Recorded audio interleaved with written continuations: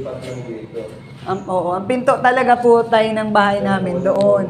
Tapos ito tayo, may step na 3 bago ka dito po sa Original na baba. pinto niya dito talaga eh. Nagpapungsoy sila. Sabi, hindi raw maganda. Kasi may pinto dyan Kasi tayo. tapat Bawat, daw to. hindi pwedeng Dire-diretso. dire-diretsuhan daw ang ano.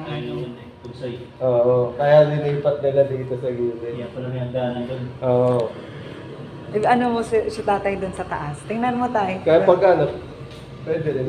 Yung pintuan niya dyan, idaan. Kaya lang, magkakaroon ito ng ano, parang ganyan. Ang ano yun. Lagyan siya ng... Hindi, kung parang wag na magtibag dun sa bintana. Kaya nga. Parang dyan na yung pintuan dito. Oo, pwede. Kaya lang ito, magkakaroon ng parang...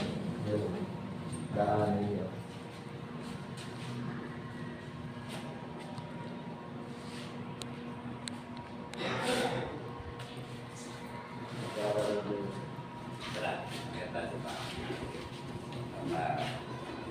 Sa taas tayo, may escalator. Medyo malaki-laki pa ata.